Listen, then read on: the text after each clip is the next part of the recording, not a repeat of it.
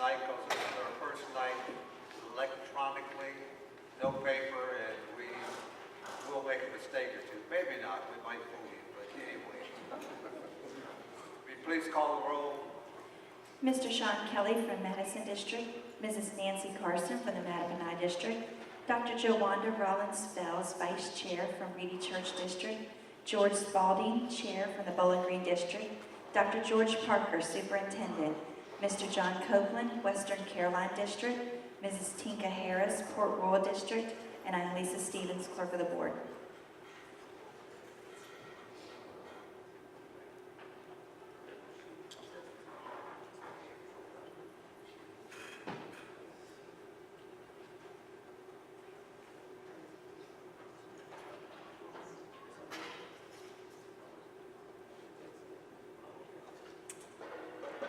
Please have a moment of silence for the students that have lost their lives this past year in shootings at the different schools and all.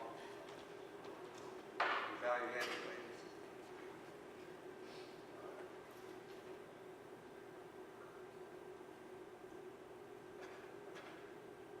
Thank you.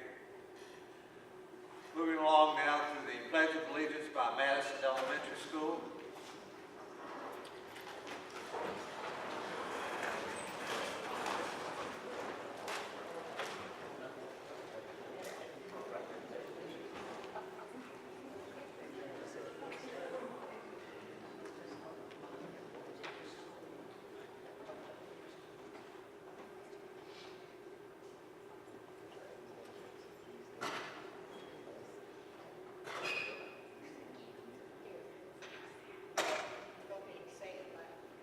Please stand and remove your hats.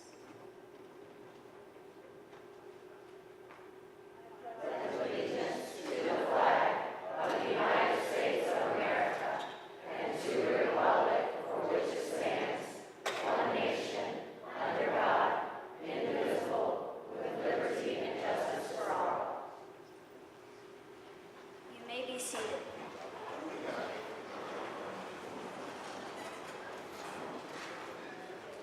Thank you, Madison.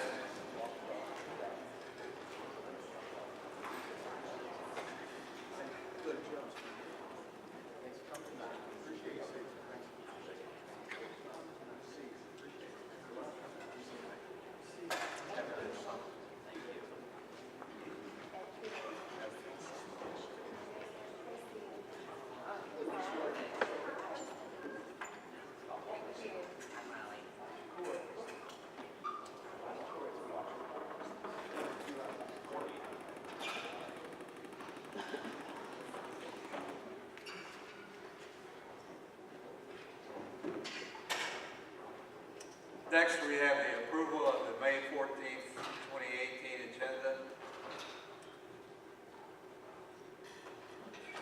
Mr. Chairman, I move for approval of the May 14th, 2018 agenda.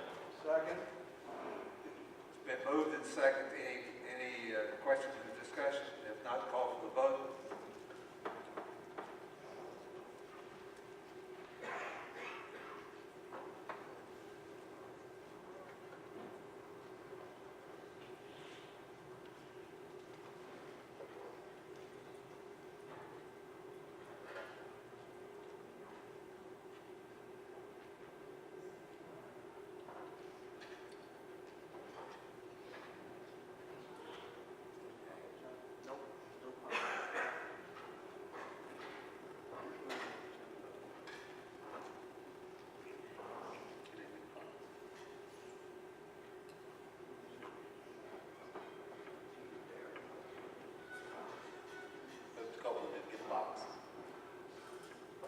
He can do a voice vote, and I can vote for him.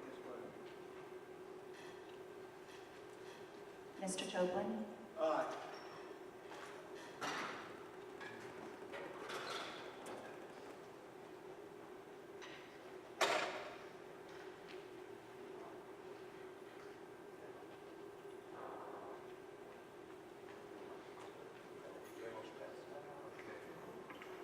Vote passed. All right, let's move on now to the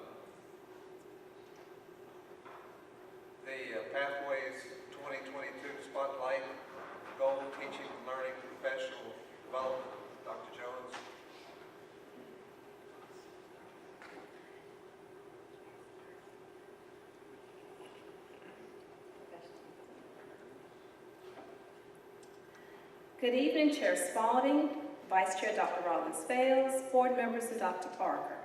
Tonight, we will highlight Pathways 2022, Goal 1.3 Professional Development. Before we begin highlighting the professional development that has been provided in Caroline County this year, I want to give you the foundation of our PD plan.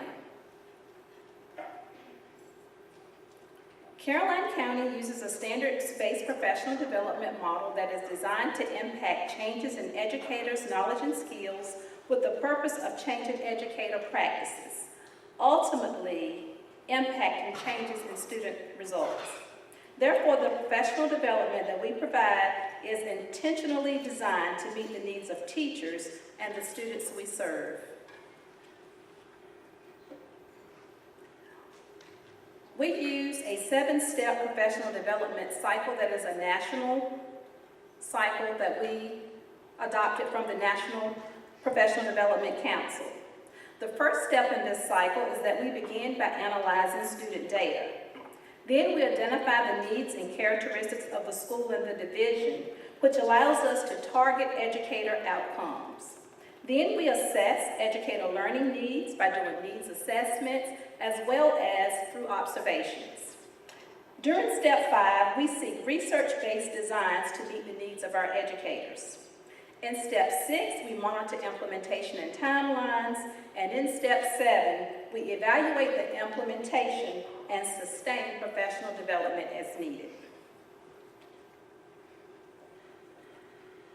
In Caroline, we use a job-embedded professional development model. This professional development is grounded in day-to-day teaching practices that is designed to enhance teachers' content-specific knowledge with the intent of improving student learning. Tonight, we will highlight building professional development, division professional development, and online and hybrid professional development. Kim Hayslip will come forward to discuss building level professional development. Good evening. This year, grade level and content teams across the division participated in professional learning community meetings each week.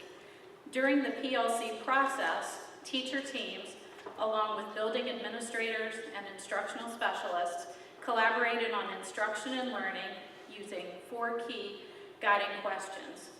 What do we want students to know and be able to do? How will we know if they've learned? What will we do if they have not learned?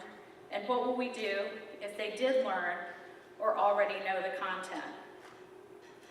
This involved, but was not limited to, unpacking standards, coaching best practices, general planning, data analysis, and reviewing student work. This collaborative process supported individual and team reflection, improvement of teachers' content knowledge, and also helped to ensure that our students were receiving high-quality instruction in the classroom. Building level professional development materialized this year in several ways. First, job-embedded PD occurred during the day through modeling, co-teaching, coaching, and feedback provided by instructional specialists, mentors, and administrators. PD also took place during small group and team sessions, as well as during staff meetings. Finally, 2 half-days were dedicated to PD in each school. Although some common threads existed between buildings, these sessions were generally tailored to the needs of a particular school by the building principal.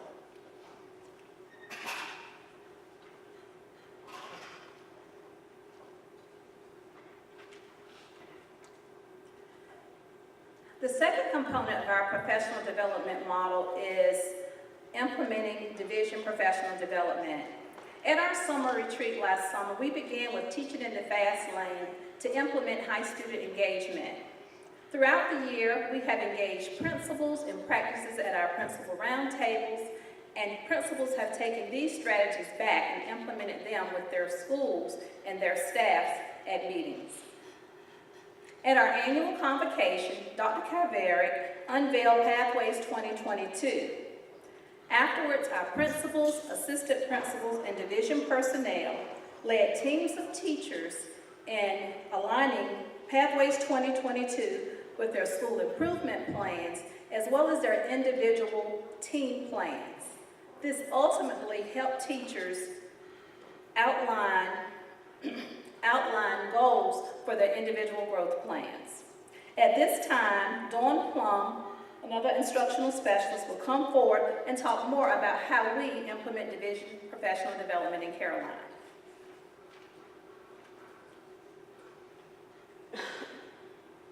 Good evening. Yes, excellent. Teachers across the division had the opportunity to gather at CMS in the fall for a high-energy themed day of learning. This day was an opportunity to reinforce new programs and follow up on prior learning. It allowed teachers, grouped by secondary and elementary levels, to collaborate, communicate, and generally encouraged county teamwork. Topics at the secondary level included gradual release strategies in math, Achieve 3000 in reading, and best practice when creating performance-based and common assessments. Elementary topics included follow-up on Lucy Calkins' units of study and writing, the Dreambox Math computer-based program, and information from the VDOE Math Institutes. The Spring Division PD Day had a similar high-energy theme, March Madness, making every move count.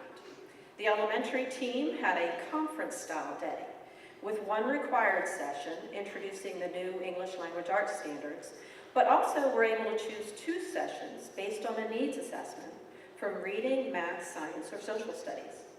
These were taught by our own teacher experts and instructional staff. The Spring Day of PD also included 3 rotating sessions for paraprofessionals. The secondary level teachers focused on the digital conversion and learned about Schoology and blended learning. They had a working session where they created Schoology class content and assessments. As you can see by the graphic, the teacher evaluation was great. Presenters received top scores from 94.8% of participants on how well the sessions were organized, how informational they were, and how engaging they were.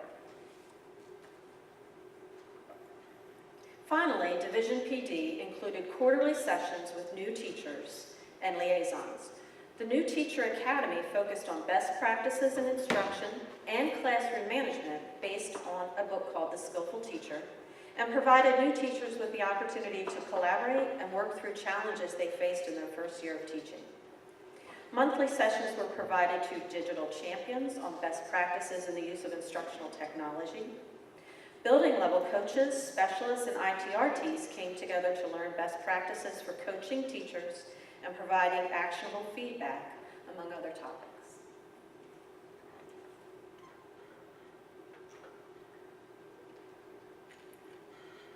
We've highlighted building and division PD, and that brings us to our final component, online and hybrid PD.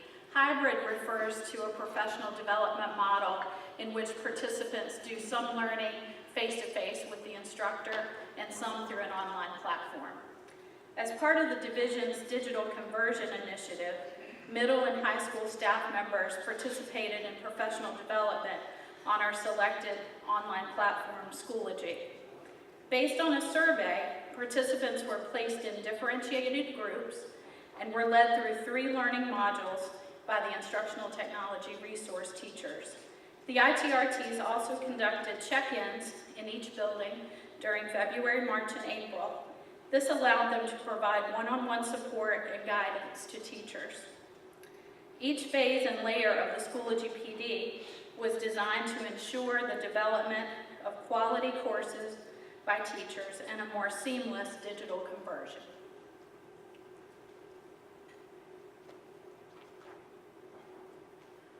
Finally, I'd just like to highlight some next steps for professional development. We definitely want to continue providing coaching and feedback with our coaches, specialists, and ITRT team. We want to continue to implement high student engagement. We want to support program implementation. We want to align our curriculum with unit planning and alignment, performance-based assessments. We want to emphasize classroom management, culturally responsive classrooms, and to continue with our digital conversion with blended learning in Schoology. Are there any questions?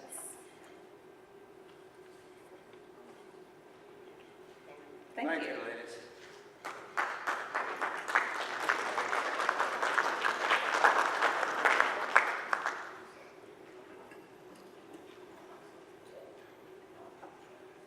We'll move on now to the awards, recognitions, and commendations. First, we have the recognition of 2019 Teacher of the Year, Novice Teacher of the Year, and Support Staff of the Year, Ms. Holt. Good evening, Chairman Spalding, Vice Chair Dr. Rollins Fells, members of the board, and Dr. Parker. It is recommended that the school board recognize and congratulate the Teacher of the Year, Shelby Foltz, PE teacher at Lewis and Clark, and Novice Teacher of the Year, Richard Hardinger, math teacher at Caroline High School, and Support Staff of the Year, Melanie Terrell, Human Resources Finance Technician at Central Office. All of these shining stars were recognized at the recognition dinner held on May 2nd. Shelby Foltz will move on to compete with the State Teacher of the Year process very soon. If any of them are here, if they would come forth. I know, here comes Shelby. I didn't know whether she was going to make it or not. She had running club this evening. But Melanie, I know Melanie is here. And I'm not sure if Mr. Hardinger is here. Okay, all right. So welcome, welcome. Y'all can go up and shake the hands of the Lord. All right.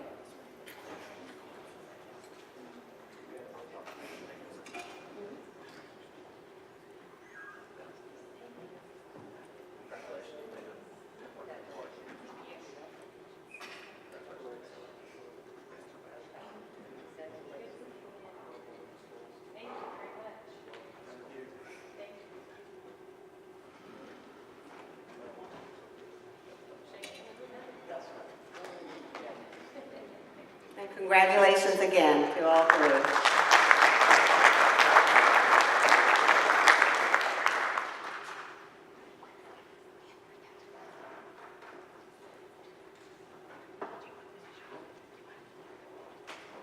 Next, we have the recognition of retirees. Dr. Smith.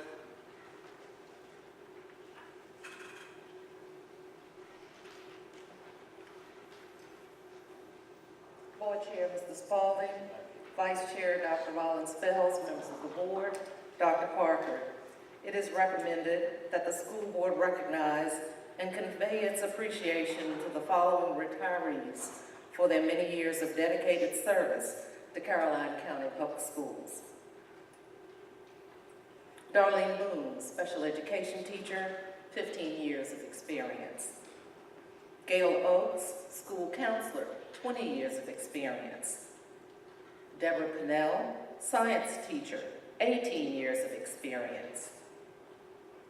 Vera Underwood, art teacher, 14 years of experience. Sharon Watzkevich, English teacher, 16 years of experience. Michael Mooring, AV production teacher, 3 years of experience. Sharon Warren, history teacher, 17 years of experience. Dawn Plum, whom you've heard from this evening, instructional specialist, 6 years of experience. John Martin, finance director, 3 years of experience. Mary Betsy Carter, bookkeeper, 26 years of experience. Mary Baxter Nelson, clerical support, 9 years of experience. Emma Woolfolk, food service assistant manager, 16 years of experience. And Robert Richards, maintenance worker, 24 years of experience. Please join me at this time in applauding these retirees. Thank you.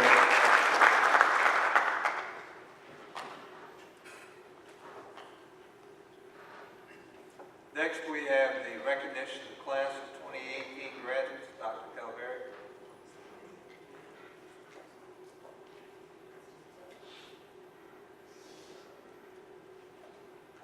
Good evening, Chair Spalding, Vice Chair Dr. Rollins Fells, member of the board, and Dr. Parker.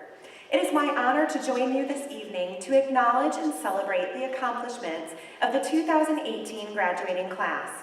Detailed recognition of specific student accomplishments was conducted at last week's senior night. This evening, you'll receive a very high-level highlight associated with college acceptances, career offerings, and military commitments. The class of 2018 consists of 276 graduates who will walk the stage at University of Mary Washington this Friday evening, May 18th. Amongst our 276 graduates, we will find 90 college-bound students, with the student going the farthest attending Ohio State University. These accomplished young men and women have accumulated $2.4 million worth of scholarships.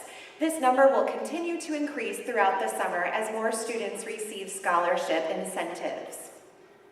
We additionally have 2 young men heading to the Army to serve the United States in preserving our safety and our freedoms. I would like to extend a thank you and heartfelt gratitude to Wesley Carter and Matthew Leitch for their service. And 6 students will be offered a position with MC Dean at graduation.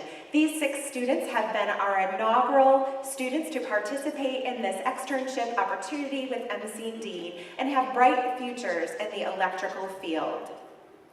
At this time, I would like to invite you to turn towards the screen and view a fabulous video celebrating all of our graduates returning to our 3 elementary schools to share their success stories.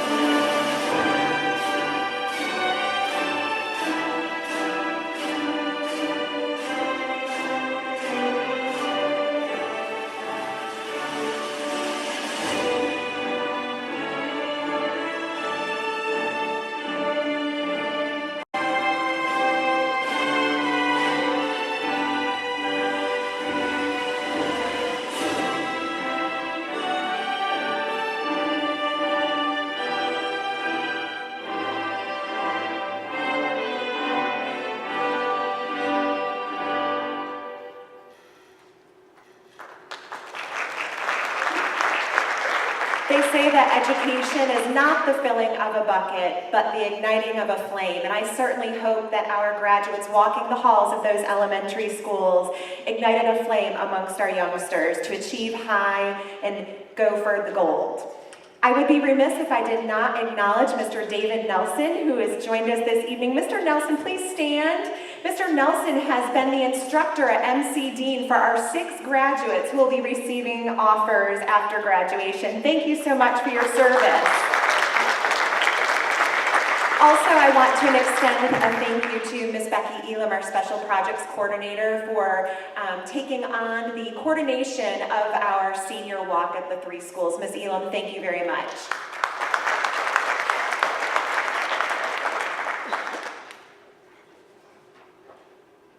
You know, that must have thrilled those little guys to death. I mean, I didn't think much of it when I first heard it, but when I looked at that right there, those kids had to be excited. Thank you very much. And my name is Bonnie.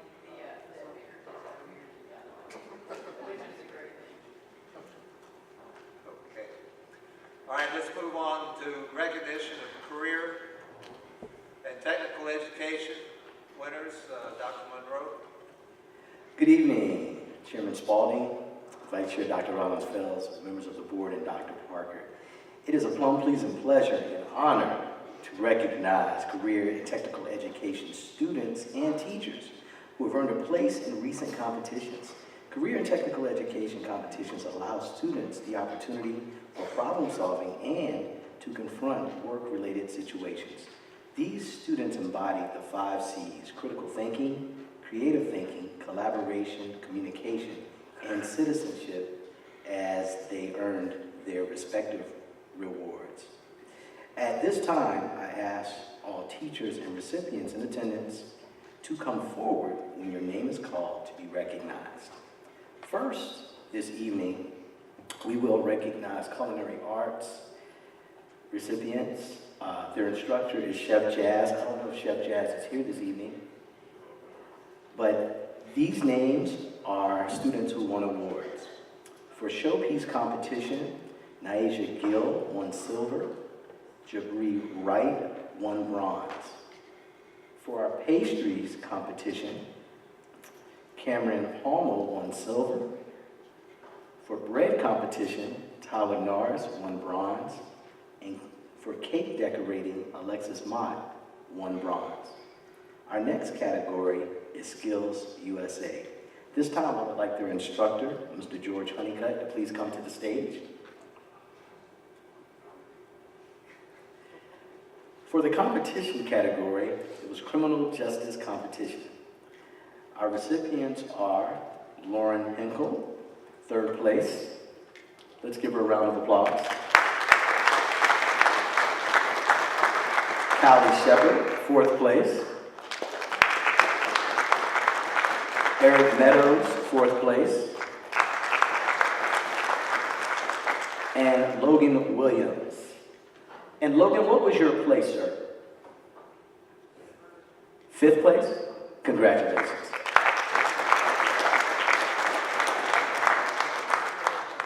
Do we have any other criminal justice competition winners this evening?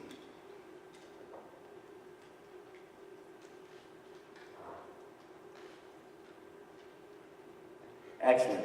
You all may have a seat, and we'll take a group picture in the end. Dr. Parker, please stay right there. Next, we have small engines, district competition with instructor, Mr. Christopher Anderson. Mr. Anderson, please come to the stage.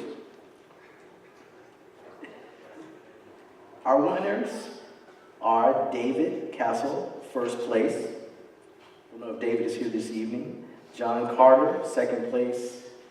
And Noah Bradley. Do we have any of those students here this evening? No, sir. Well, at this time, we're going to give them a round of applause and their awesome teacher, Ms. Rand.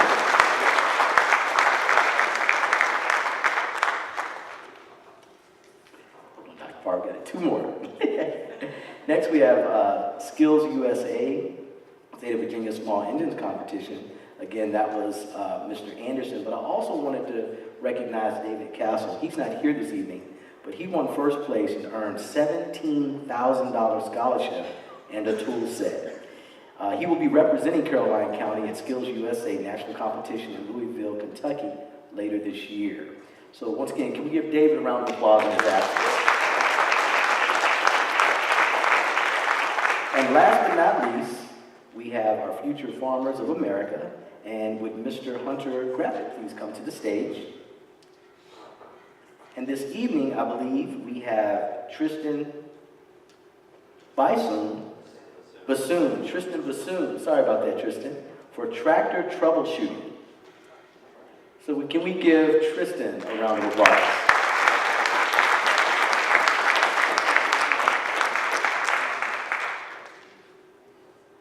At this time, can we have Principal Wick, if he's still here, all teachers and all recipients to come to the stage. So Tristan, come on back up. We're going to take one group picture.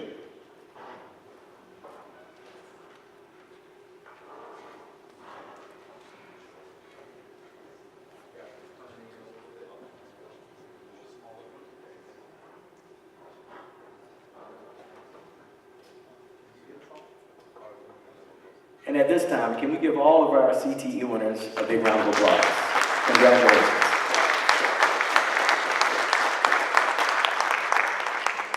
Thank you.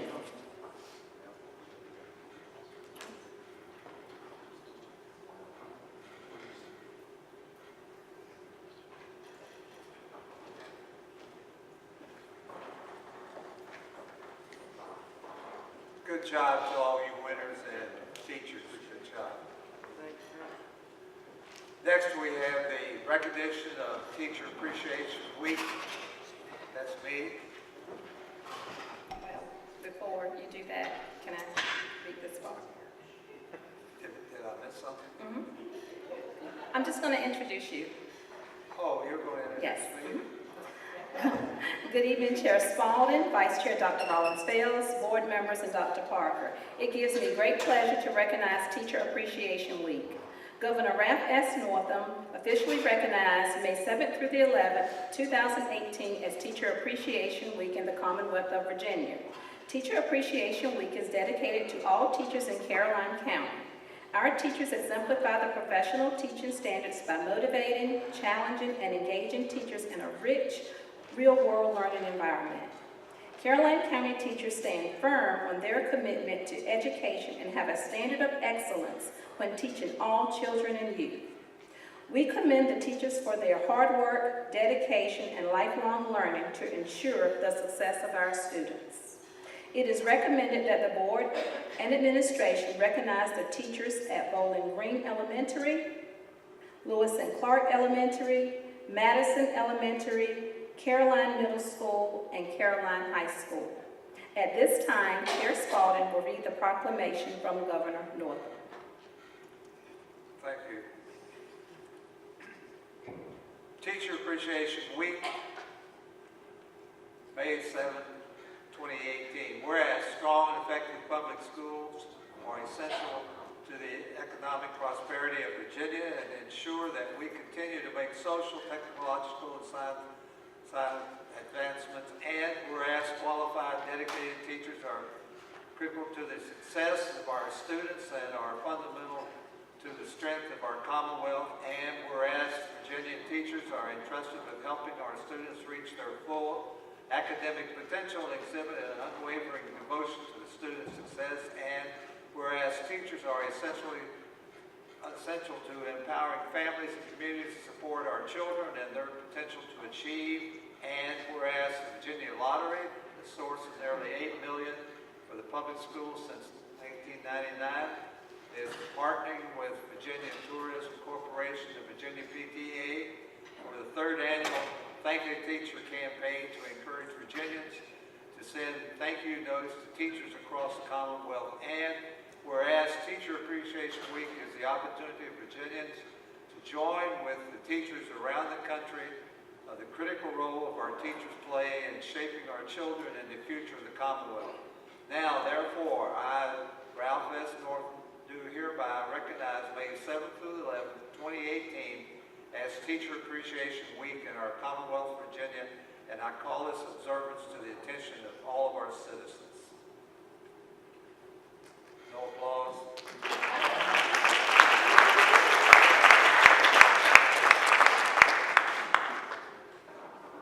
Moving right along.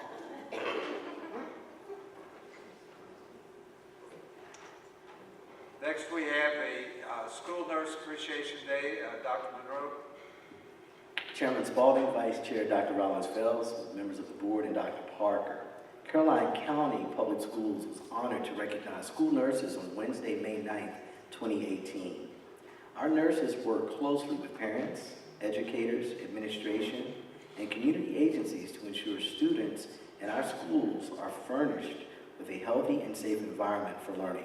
School nurses serve on the front lines and provide a critical safety net for our children during the school day. For more than 100 years, school nurses have worked with families and communities across the Commonwealth to advance the health, safety, and wellness that are crucial to the development and education of young Virginians. School nurses enhance the educational process by meeting healthcare needs of students through assessments, intervention services, emergency care, and the management of acute and chronic illnesses during the school day. School nurses understand the important link between health and learning. Our nurses here in Caroline County are Emily Cox, representing Bowling Green Elementary School. I don't think she's here this evening. Jennifer Light, representing Caroline High School. Jennifer Pettigrew, representing Caroline Middle School. Amelia Ryan, representing Lewis and Clark Elementary School. And Kathleen Tender, who is in attendance this evening. These awesome young ladies all make a positive difference for our students every day. Therefore, it is recommended the school board recognize May 9th, 2018 as School Nurse Appreciation Day. Can we give these ladies a big round of applause? And Ms. Tender, can you please come forward, please? Dr. Parker, we are going to take a picture.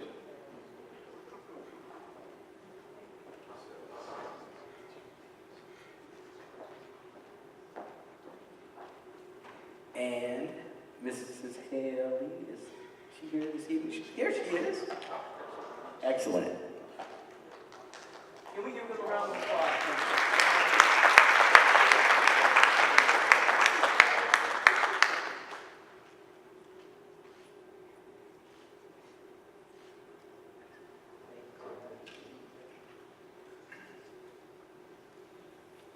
Thank you. Thank you, Dr. Monroe. You know, Caroline ought to be real proud because at one time, we were one of the few counties in Virginia that had nurses at every school. A lot of the larger counties, and they didn't have it, but we did. So we know how important they are to our system. Thank you. All right, let's move on now to the Vsba Business Honor Roll. Ms. Elam.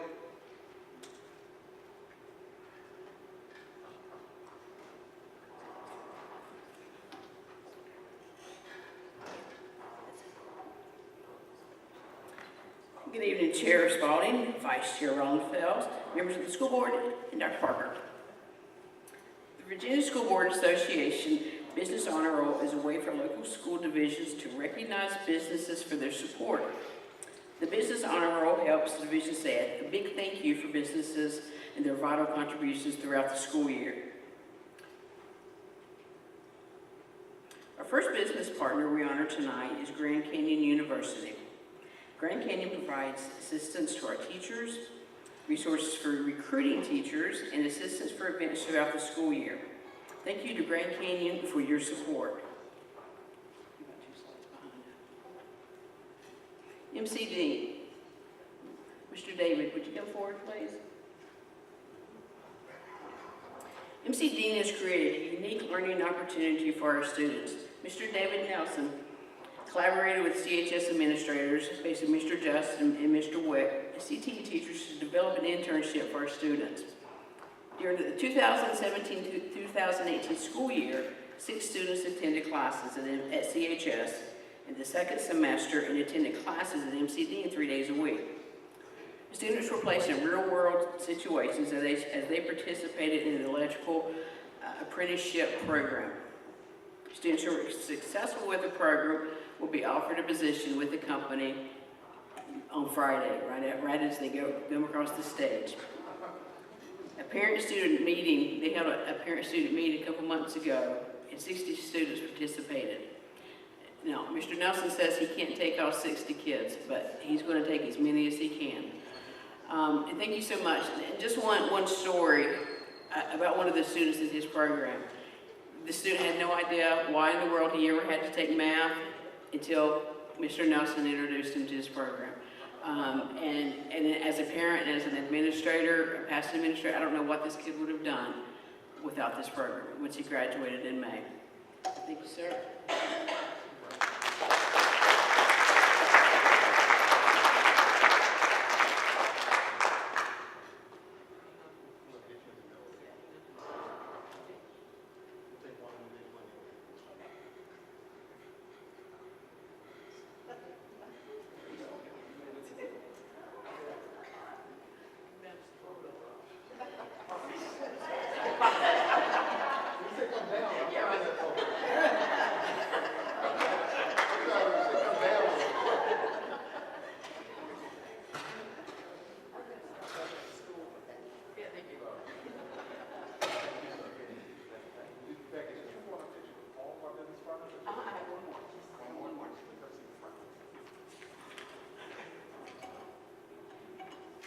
Mr. Paul, come on up, please. Thank you, sir. Our local YMCA plays a key role in supporting our community and schools. Their program, Learn to Swim, provides 350 second grade students from elementary schools an opportunity to learn safety skills. And these students receive this free of charge. One story that comes to mind is one of the second graders shared at our realtors brunch that she no longer has to wear her swimmies. You know, how fabulous. The Summer Learning Loss Prevention Program focuses on literacy instruction, enrichment activities aligned to literacy, and positive youth development. Last summer we had 14 students in second and third grade participate. This summer they have 19 signed up. The YMCA also offers our division discounted rate. And this next coming school year, our ninth graders coming into Caroline High School will have a free membership to the Y. Our leadership team also benefits from team building activities with the Y and their staff. Mr. Paul and I actually have a meeting in the morning at 9 to plan leadership training for in June. So thank you so much, Mr. Paul, and for your team with the YMCA.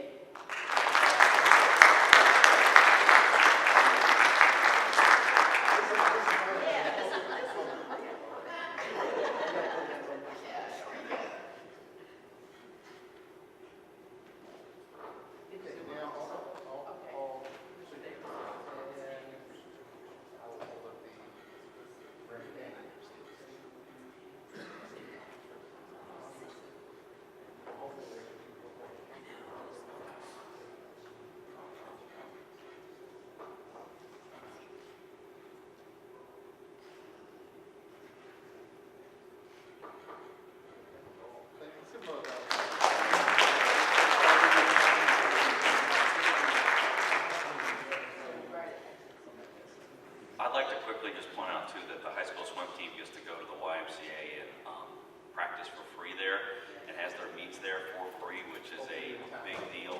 Teaching in another county where everybody has to pay and they have to put it as part of their athletic budget, it's really nice that those kids have an opportunity to go do that and use that throughout the entire season. So thank you, sir.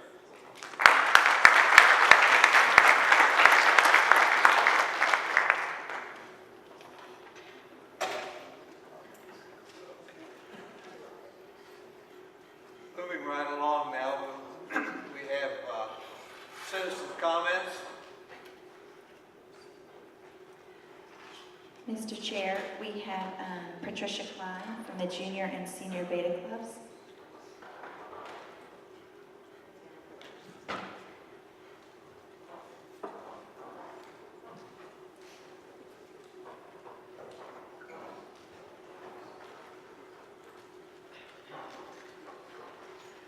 Good evening, ladies and gentlemen of the board. Ms. Tamara Fagans is going to begin our presentation this evening, and then we will wrap it up. Thank you. Sorry, I'm tickling my throat tonight. Good evening, Chair Spalding, Vice Chair, Dr. Rollins-Fells, Board, Dr. Parker. We actually have a treat for you this evening. We brought some of our kids that went to the Junior State Beta Convention, and we brought our special talent team to perform for you quickly this evening. Girls. Molly, Keegan, come on.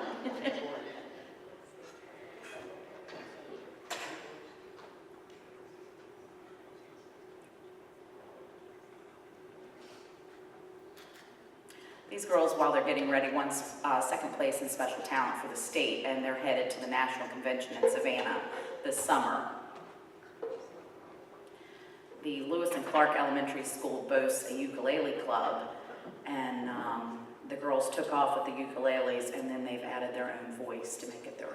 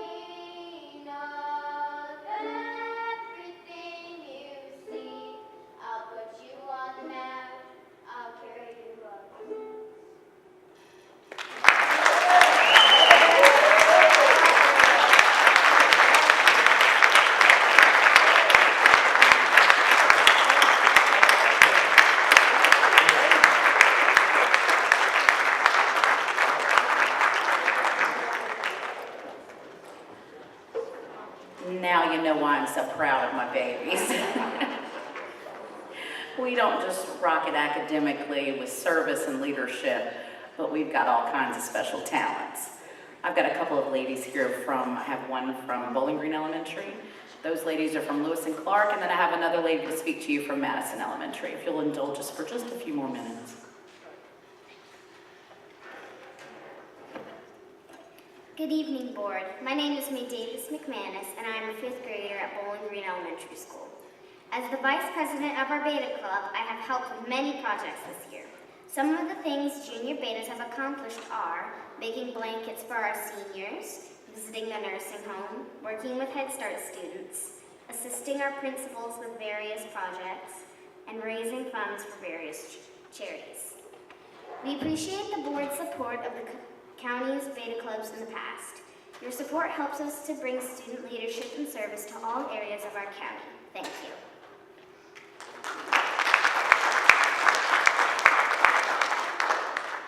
Good evening. My name is Jada Bolden. I am a 5th grade student at Madison Elementary School.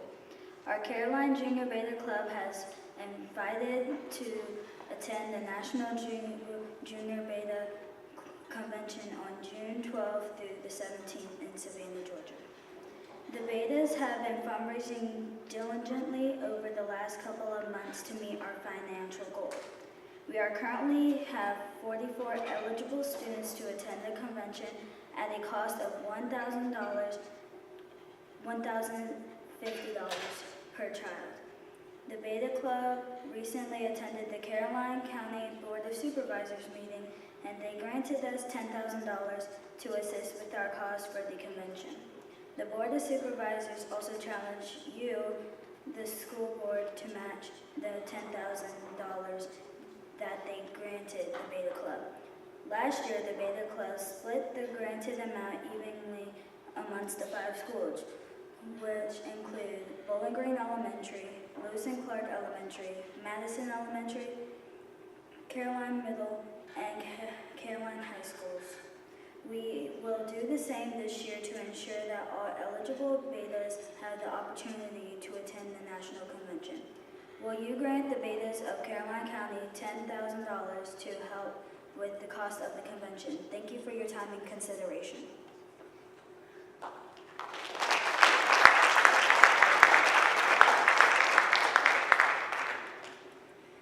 Good evening. We have, in addition to the 44 juniors that are going, the middle school and the 3 elementary schools are all junior clubs.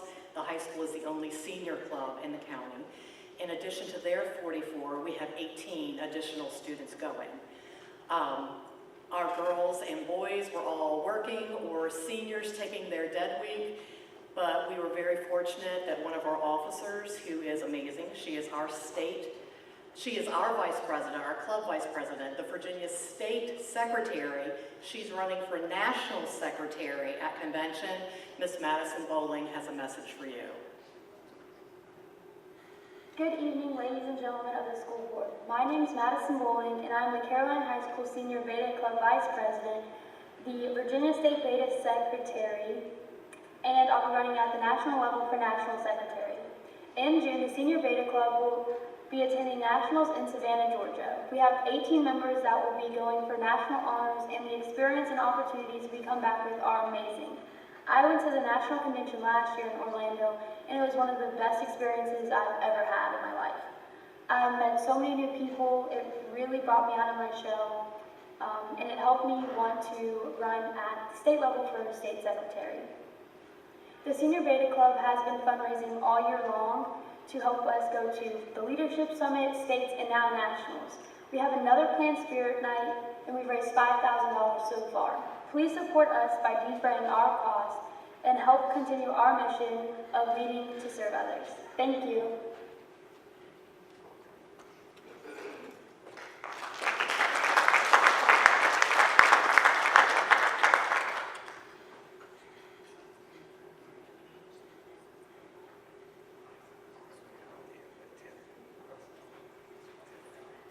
As you can see, our betas are all over our county, and and we are very proud of them. Between the 44 going with the elementary schools, there are 5 more going with middle school, and 18 going with Ms. Klein for the senior convention. The convention is in Savannah, Georgia this year in June. The juniors will be there from the 13th through the 16th, and then the seniors are there from the 17th through the 20th. So nobody's flying this year. I think we're all driving or doing charter buses this year, so it's kept our cost a little bit lower this year, we're happy to say. Do you guys have any questions for us? For either of us, if you have questions for the senior, I'll be glad to answer, or for the statements for juniors. I have one for the juniors. How much money have you all been able to raise so far? We have, as Jada told you, we have $1,050 for each student to cover the costs with transportation fees and food and hotel and all that jazz. We have raised so far at last check somewhere between $15,000 and $17,000.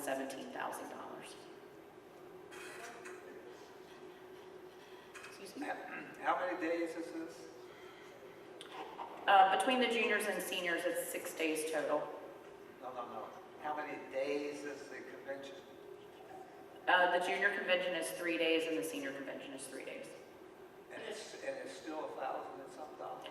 Yes, because we have the hotel costs, we have convention costs, we have to transport our kids down there, and sadly with elementary students with the Virginia law, we cannot use the small 15-passenger vans because it's against the law. Any other questions? Yes. What is the cost for the seniors? Is it the same for seniors? No, for us, because we were very fortunate, we were able to snag Salem Baptist charter bus, who only charges $1.50 per mile, and then we have to put up the driver. We were able to keep our costs a little lower. Our cost per student is right about $465 a person. Cost of transportation is really tremendous.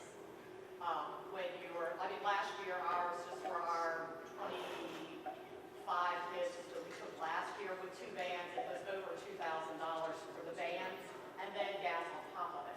So that's what eats you up. I understand. Yeah. And with elementary students, we don't always have the same options for transportation that you do with the high school students, unfortunately.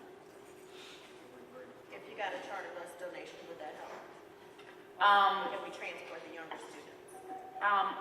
Sure. We at this point, we're paying for a charter bus, and the bus is simply taking us down and then bringing us back. We're not paying for them to stay there while we're there. So while we're there, we're stuck on site. And with elementary students, because we don't have transportation, we have to stay on site. We can't go to, because we don't have the transportation throughout the time that we're there, we have to be there where our kids can walk back and forth. And the food options, I'm not sure how familiar you all are with Savannah, but where the convention center is, it's across the water. And even though the ferry and the bus service is free for our students, if you don't have the ability to move around in the city, food is expensive. So for them, having a charter bus donated, one that may be able to stay there and drive them farther into the interior to get fast food or to go to CC's or something like that, that will also help their costs dramatically to be able to shave some of that food cost down. That's true. Okay, thank you.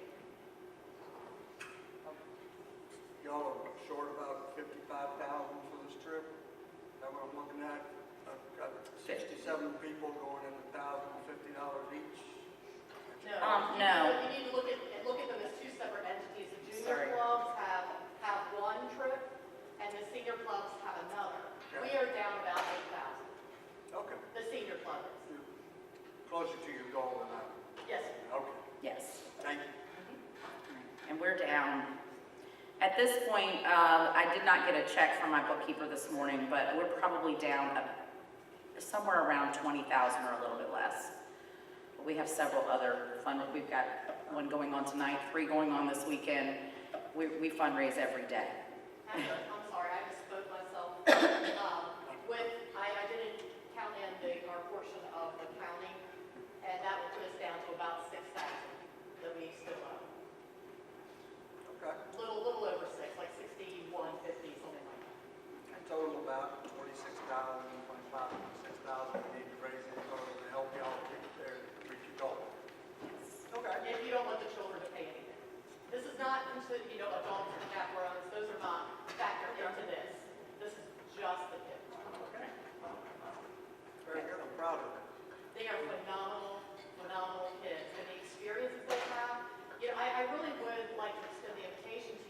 join us one year at either the state convention, which is much easier for you to get to in Hampton, or to go to Leadership Summit or Nationals. When you see at Nationals 15,000 teenagers in a room, all excited, all pumped, all behaving, it is an amazing thing. And our kids just went in the first year with eyes this big, and now they have friends at that level, and it's a phenomenal thing.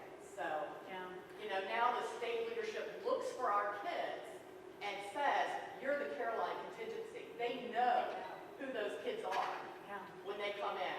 They comment on how sharp they're dressed, how well behaved they are. The national speakers put all of our teams on their personal spots. I mean, these kids are doing phenomenal things. We have much to be proud of. Yes, we do, absolutely. Absolutely. Any other questions? If not, thank you, ladies. Thank you. So much.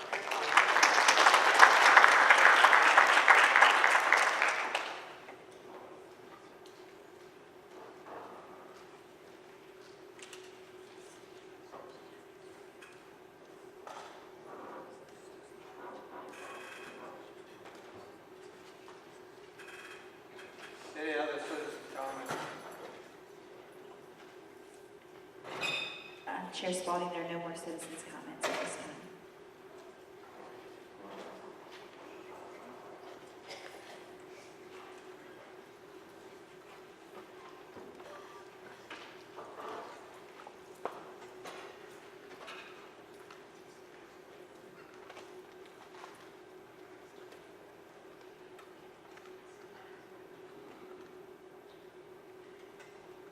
Next, we have the consent agenda. Consent vote, monthly bills, financial report, April school board meeting minutes, and homeschool requests. Mr. Chairman, move we approve the consent agenda as presented. Second. Move second. Any questions? If not, call for the vote.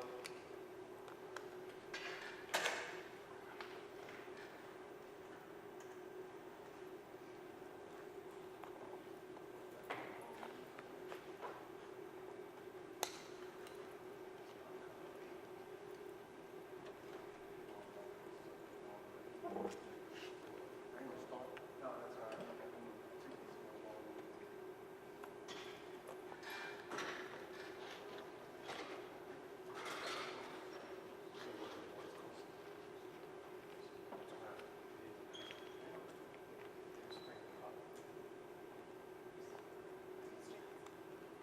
Mr. Copeland?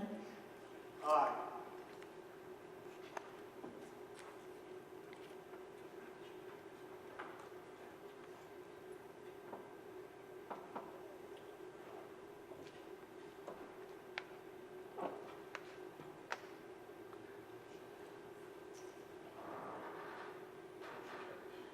Motion carried. Let's move along.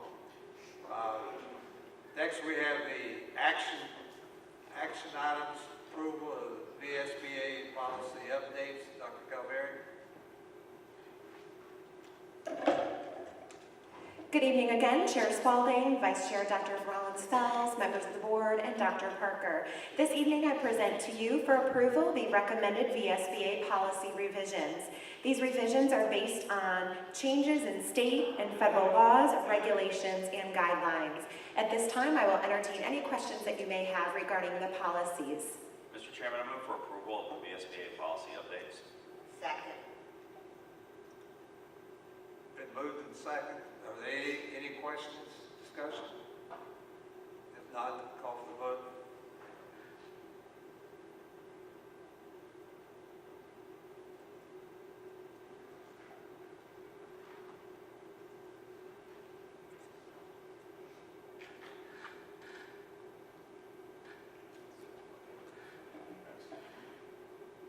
Give me a voice vote.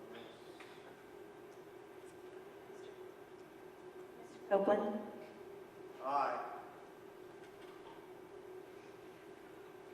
Motion passed. Thank you, Dr. Calvary. Thank you. Moving right along, the approval of meal price plans 2018-19. Mr. Connor?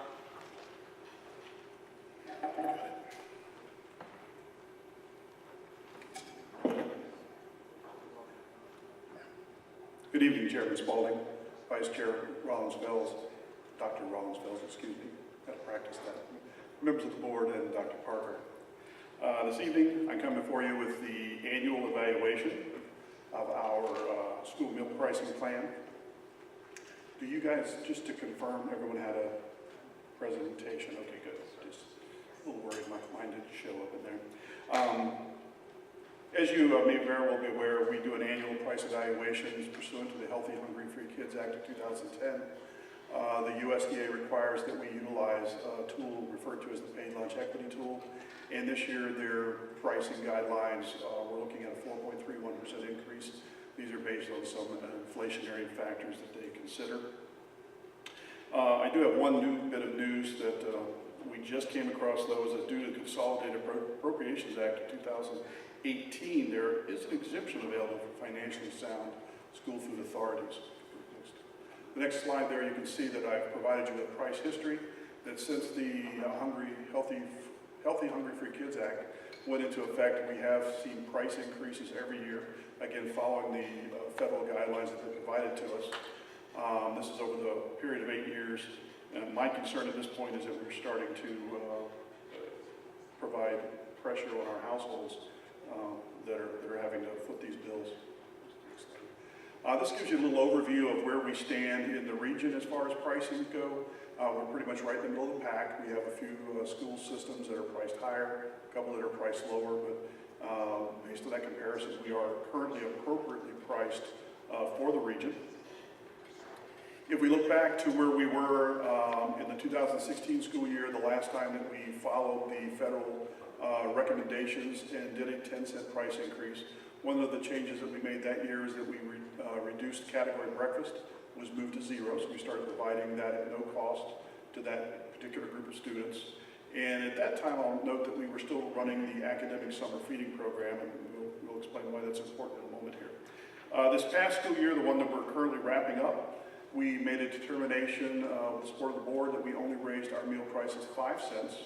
In order to do that and not adhere to the guidelines, we were required to provide non-program funds to offset the price. A big change that we made this school year was that we moved our reduced category lunch to a zero cost. So now all students in that category, and that represents about 8% of our student body, are able to eat for free. So that was a nice improvement. And again, we kept our costs down. One thing that I mentioned that is brand new here, and we just got this application approved last week, is we are now going to start running a new summer food service program. This program will allow us to serve all students in Caroline County during the summer months free. There will be no cost for them to eat breakfast or lunch during our summer school program. So that's a big news that we finally got that application approved. So looking into the future, looking into the next year, I would advise that we continue with the zero cost for the reduced price category.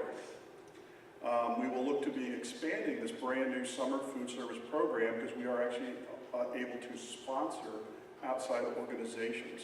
One thing that we're going to be doing this year, for example, is our business partner with the YMCA, the group that they have at high school, we will be able to feed their group for free also. And we'll be looking to take that and expand that even further in the county to feed additional students. And I would advise that we utilize the exemption. This is a one-time exemption, but that we utilize the exemption that was covered under the Consolidated Appropriations Act and not increase our prices for the new school year. That's usually a pretty easy thing to agree to. No price increase. We have been able to absorb the loss of revenue from these price adjustments, and we are continuing to make improvements in the program. One of the updates that I mentioned is some of the new food products that we're rolling out. Of course, we're constantly, I say constantly, we try to do a half a dozen food tests during the course of the year to make sure we're improving on the products that we're offering to students. We did a new chicken tender this year that was a big hit. One of Dr. Parker's favorites are the new yogurt parfaits that we're serving. Let me make sure we had that one up there. That was a really good product. So again, we're continuing, even in this scenario, we're continuing to do improvements in our food offerings. Do the next slide. And one other program, and of course we're also continuing to do improvements in the equipment that we're utilizing in the system. And I mentioned the digital menu messaging board that we are currently rolling out We have now got this program in 3 of the schools, the high school, Bowling Green Elementary, and Lewis and Clark. This program is up and running, and we are currently working on the installation at Madison and hope to have the middle school done this year. So we'll have all of our locations utilizing this new program. And I bring this to your attention because this program is being presented for the Vsba competition, the Food for Thought competition. So some of you, yes, some of you may be seeing this again soon, and we wouldn't want you to be surprised. Oh, Caroline, it's something. So again, my recommendation, which I think will be pretty agreeable to everybody, is that we do not raise prices in the next year, that we maintain our current price structure, and that I submit to the to VDOE that we will utilize the exemption that they're offering for the new school year. Mr. Carter, I have a question. I'm concentrating so much on this thing, I'm only hearing about half of what you're saying there. I'm sorry. This summer school, who's taking care of that? Federal, state? It's actually a federal program, SFSP, Summer Food Service Program, that we applied to, we put an application in for, we were accepted, actually just this past week, about 10 days ago we were accepted. And that program provides funding that allows us to feed all the students for free. And it's actually anyone 18 and under. So let's say the sports team was practicing during the day, they could come into the high school and eat lunch for free. Oh, wow. Yeah, it's a really great program. Do they know that? We're just, again, this is brand new, hot off the presses, so we're just now getting the word out. And I know I spoke to a representative from YMCA this morning, which is why that was fresh in my mind, and we're reaching out to the county Parks and Rec Center so they can get the word out on that. I have reached out to Intercept, who does some of the groups. So we're getting the word out right now. I'm working with Dina Kapler, that you guys may know that she's the manager at the middle school. She's also happens to be the softball coach. So she's working to get the word out to the on the sports side of things. So, summer school will be at the high school this year? Yes, sir. Okay, so you guys will be there. So any of the sports teams, fall sports, they can come in at lunchtime and get their lunch. Is that what you're saying? That is correct, yes. If the band is practicing, anyone that's 18 years of age or younger, if there were children who were playing tennis over there, just having fun, they could actually come in and eat. Now, for the record, they give you a lump sum for that, or do they reimburse you, or what? No, sir, it's reimbursed per meal for each meal we serve. Okay, that sounds good. Any other questions? Mr. Chairman, I move for approval of the meal price plan for 2018-19. Any other questions? If not, call for the vote.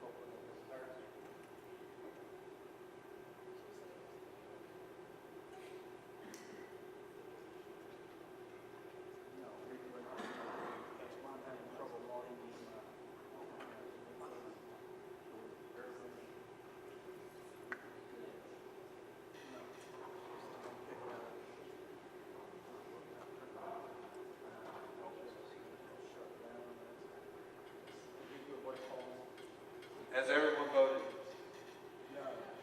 Not at this time. Mr. Copeland? Aye. Mrs. Harris? Mr. Kelly?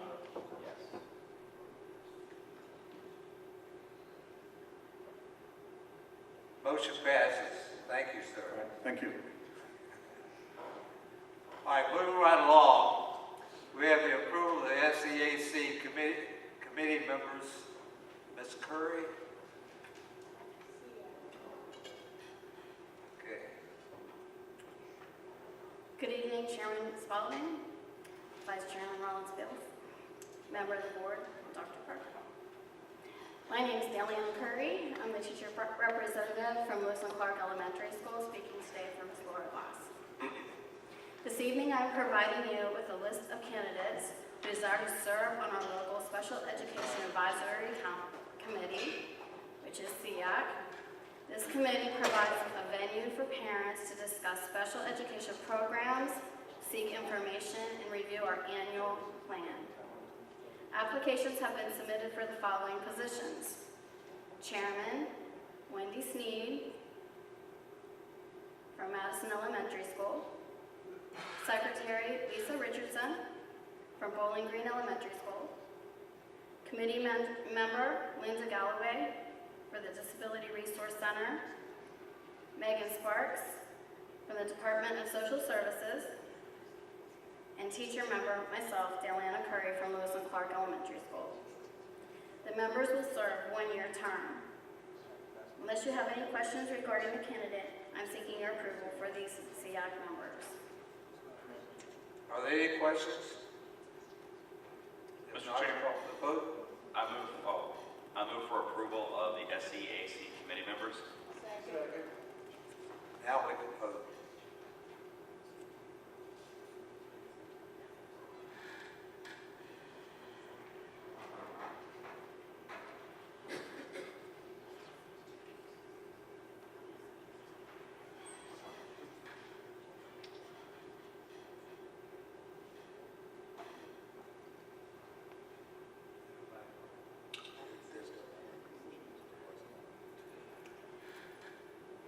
Voice call. Mr. Copeland? Aye. Mrs. Harris? Mrs. Carson? Mr. Kelly? Aye. Motion passes. Thank you, Ms. Curry.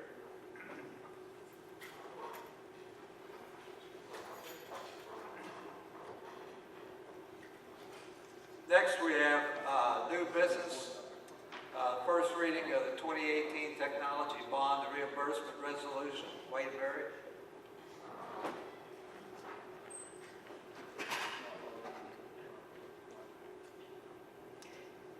Chairman Spalding, Mr. Murray is absent this evening. Mr. Bowman, are you presenting on his behalf? Okay, Mrs. Stevens. Good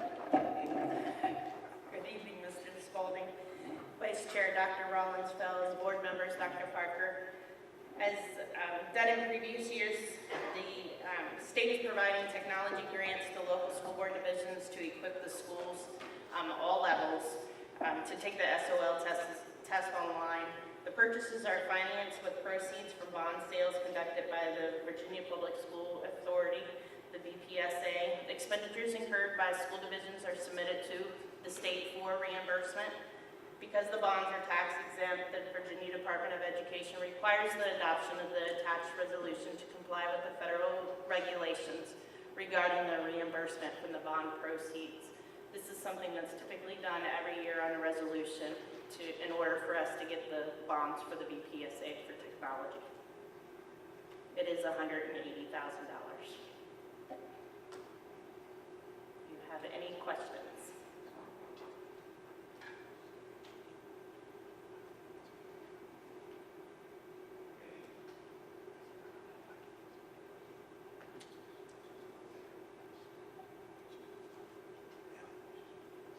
Thank you, ma'am. No questions. Thank you. Next, we have the policy update on, my computer's got, is that ONR?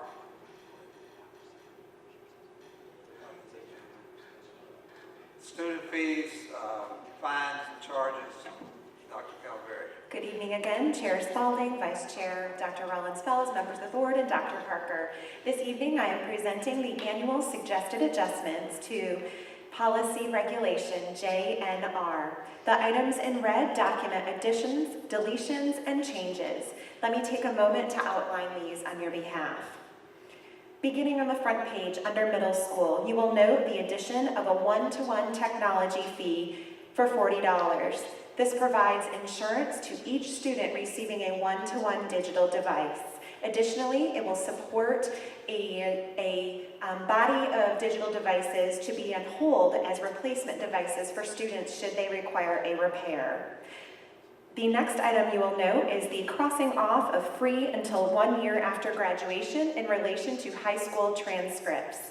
This is no longer the procedure that is utilized by the high school. All transcripts upon graduation are at the cost of $5. The high school does not utilize agendas, and therefore the replacement of agenda books for $10 will be removed. Moving to the second page, physical education. In parentheses, you will note the addition of the word lock, as the $5 fee is associated with a PE locker lock. On the high school list, you will also note, similar to the middle school, the addition of the one-to-one technology fee, $40, which will cover the insurance associated with the Chromebook each high schooler will receive at open house. Moving into science labs, you will see that anatomy biology is being reduced from $25 to $20 for a lab fee. The removal of dual enrollment, Biology 1 and Biology 2, is associated with no teacher at the high school having a master's degree specifically in the area of biology.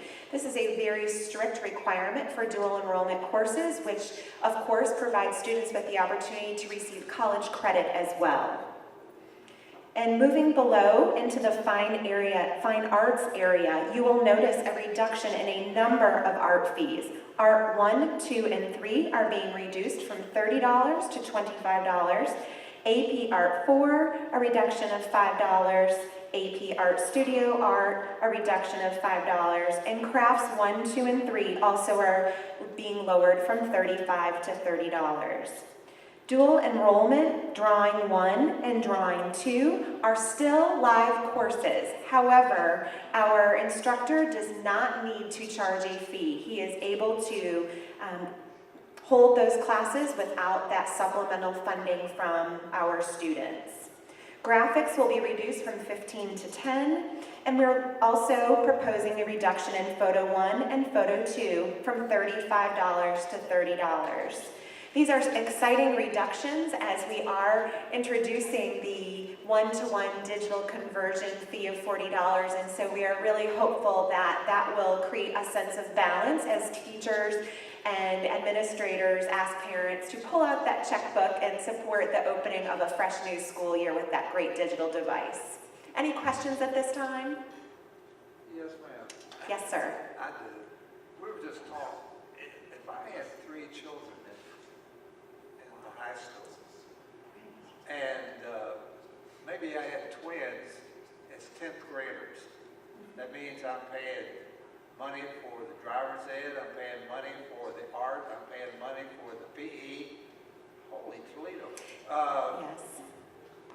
Can they have a running charge account? Can it run like that, or is this cash all totals at one That is a time? very good question, Mr. Spalding. We actually are working alongside Mr. Murray, who is not here with us this evening, to develop a payment plan as appropriate, and that will be something that we meet soon to talk with Mrs. Stevens so that the bookkeepers are well equipped to develop that payment plan process.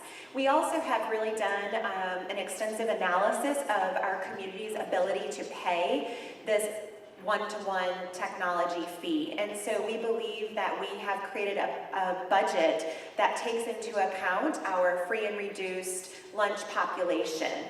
And so we do plan to have a wide array of communication techniques that will begin to go out, specifically starting with the report card process, and then we will do media blitzes throughout the summer so parents are aware that this is something that is on the horizon, and hopefully we'll be setting aside a small amount on a weekly basis to be prepared, and if not able to be accommodated on that day with a payment plan in the future. I have a question. Yes, ma'am. In order to get their digital device, are they going to have to put the $40 up front? Good question.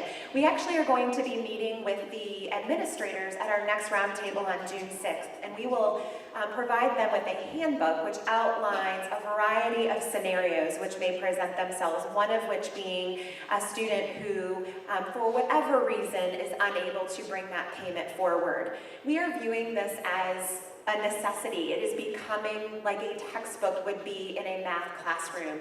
And therefore, the inability to pay will not prevent a student from receiving a Chromebook. However, we will have a number of protocols in place prior to that Chromebook being handed to that student that our administrative team and some of our ITRTs will implement. And so by the end of that second week of school, we anticipate 100% of 6 through 12 students having a Chromebook in hand. Any other questions? Yes, I have a quick one, because I have a student that's going to be starting high school next year. Wonderful. Can I go ahead and start making payments? It's like a joke, but seriously, can I start making payments? Like if I did that, because I know she's going, Sure. and this is, right now it's, yay, I just got the message, I passed my SOL, and then, school ends next week, and she's like, that's out of her brains, and as a parent, I'm thinking, yeah, I don't have to worry about it, but yeah, I got to start worrying about it. Well, that's a good question and not something that we have as of yet thought of. However, the prior to open house payment may be something that could be feasible in working in tandem with the budget department. But of course, none of these fees will be approved until the board takes action at the June board meeting. So should we receive approval, we may be able to move in a more expedited fashion, Mr. Kelly. Thank you for the idea. Well, anyway, approval or disapproval, they should be working on some way that we can come up with some kind of payments, because this is going to be a hardship. I mean, some parents and so forth, they don't want that. Thank you, guys. Thank you. All right, moving right along, we have our informational items. First, the monthly update of revenues and expenditure. Ms. Stevens. Good evening again, Chairman Spalding, Vice Chair, Dr. Rollins, fellows board members, and Dr. Parker. Tonight I have the pleasure of going over the April financial statements with you. There are some adjustments on them. We've been working on the accruals of reversing out any of the accrued revenues and the accrued expenditures. So you will see differences from the last month's report. We're at year-to-date revenues of $38.4 million. That does include the last transfer from the county. So there will be no additional transfers from the county. It's 84.3%. We have expenditures of $35.9 million. We're at 78.94% of the expenditures. We still have that summer payroll for your 10 and 11-month employees coming up in July that will need to be booked in. And I'm still working with the county on the Anthem funds to get those reclassed for the technology and the maintenance. Do you have any questions tonight on the financials? Any questions? Mr. Chair, I just wanted to make sure the board made note that Mrs. Stevens sent a letter to me regarding the end of year closeout of FY18. Since she is working on an accrual and not a cash basis, which is a change for our budgeting process, a meeting in June will not be necessary, as she can accrue the costs. Bills that come in July and those types of things can be accrued back to the FY18 expenditures. Did anyone have any questions on that before Mrs. Stevens sits down? Not. Thank you, Ms. Stevens. Next, we have the compensation study final report from Ms. Holt. Members of the board, good evening again. In your Chromebook this evening, you have a copy of the final compensation report that we received from Evergreen Solutions. I also have paper copies here for you so that you'll have a good evening read in case you don't want to do it on the computer, but I do have that for you, but it's in the board docs for you. The teacher salary scale has been developed in a 3-year progression to get teachers to the current market minimum starting salary recommended by Evergreen. Eligible teachers will get up to 2 steps on the new fiscal year 19 scale, which is attached in your board docs. The scale was developed using approximately $500,000 of the $650 provided for the compensation increase, plus fringe benefits. The 3-year progression will get the teacher scale to the current market minimum over a period of 3 years as the market continues to increase. The remaining $150,000 will be used to make adjustments to the educational support and administrative scales. Our plan with appropriate funding, and I put that in high quotes, appropriate funding, is that year 4 will contain a step plus a COLA, which is the cost of living adjustment. We're currently making adjustments to the educational support staff salary scales. The administrative scale will receive a 0.5% increase. You also have the attached comparison with surrounding counties, and if you look at that, you will see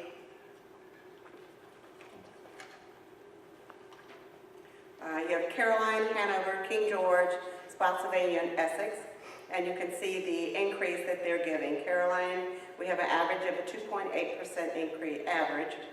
Hanover is 2%, King George 1.6 COLA and 1.6 salary scale adjustment. Spotsylvania 4% across for all staff except administrators, and Essex is given a 3%. You can see even with our new salary scale, Essex will start paying more than we do next year.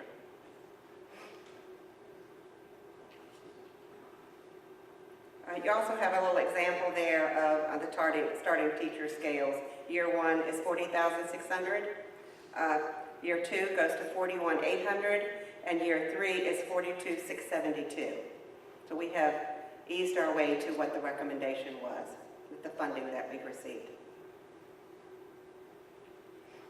Any comments or questions? No. Thank you. Ms. Hall. And I'll give you the paper copies in closed session. Got them for you. Okay.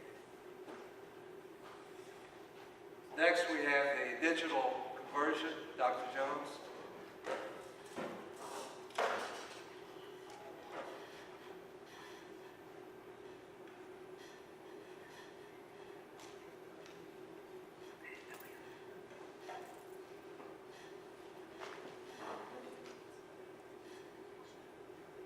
Good evening, Chair Spalding, Vice Chair Dr. Rollins-Fayos, board members, and Dr. Parker. Tonight it gives us great pleasure to provide a digital conversion update. Beth Hazel will assist me in this endeavor.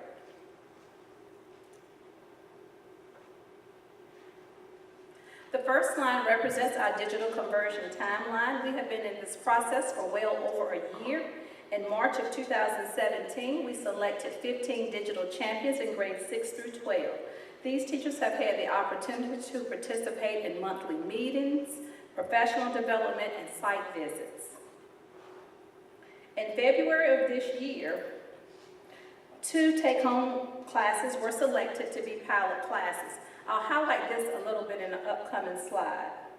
Parent sessions were held for these take-home pilot students. Pilot classes mean that students actually get to take the Chromebooks home. In February, pilot students received their Chromebooks in Ms. Vanderhergen's and Ms. Didlake's classroom. Also, during this semester, we provided Schoology training and blended learning PD for every teacher in grades 6 through 12. I think we talked about that just a little bit in our professional development presentation, and this was done between the months of February and April. The ITRTs provided this training, and they were assisted by our digital champions. So now that our digital champions have learned how to be more technologically savvy, they are now becoming leaders in technology. In April of this year, we finalized our application process for our digital champions in grades 4 through 5. These champions will be recognized next week and will begin the digital champion process. This summer, we plan to continue to offer additional professional development in Schoology and in blended learning for administrators and new staff. We also plan to organize parent and student committees, as well as meet with administration to organize the deployment for grades 6 through 12 in August, where each student, as Dr. Kaverick mentioned, will receive a Chromebook. The slide that you see now represents our 15 digital champions. As you can see, we have a wide array of teachers representing all disciplines. The teachers in blue represent teachers at Caroline Middle School, and the teachers in yellow represent the teachers at Caroline High School. These teachers have met monthly to share collaborative practices and the pluses and the hardships associated with this conversion process. But overall, the teachers were very, very positive about this process.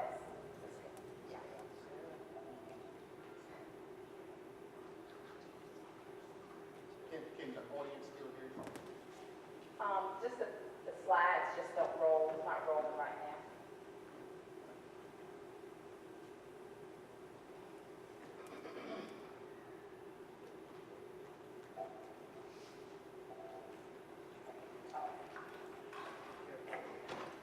Okay. The next slide represents our take-home classrooms. Again, Ms. Vanderherten's 8th grade Algebra 1 class was selected, and Ms. Robin Didlake's 9th grade Earth Science class was selected. These all champions had an opportunity to apply, and these teachers were the teachers that were selected. For the take-home pilot, we provided letters home to parents and offered morning and afternoon face-to-face sessions for our parents. We also offered online sessions for parents. On February the 20th, students received their Chromebooks. The technology team, as well as division staff, went into Ms. Didlake's and Ms. Vanderherten's class to make this presentation to our students. During the months of February, March, and April, school board staff visited the 2 take-home pilot classes and were in close collaboration with the students and the teachers.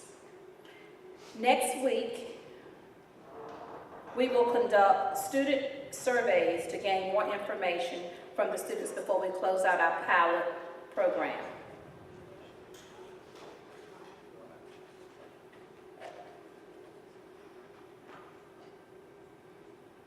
As mentioned during our professional development presentation, all teachers in grades 6 through 12 had an opportunity to participate in online learning with 3 face-to-face meetings with Schoology training. We also provided weekly check-ins for our teachers. And I just would like to thank the ITRTs as well as the digital champions for facilitating this professional development for every teacher in the middle and the high school. So I'd just like to give them a hand for that.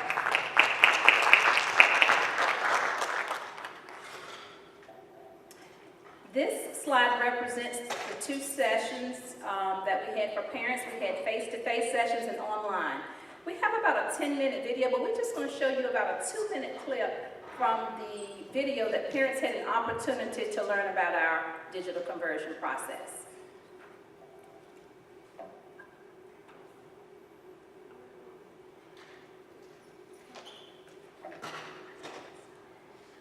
We are pleased to announce Caroline County Public Schools will initiate a one-to-one Chromebook initiative for the 2018-2019 school year.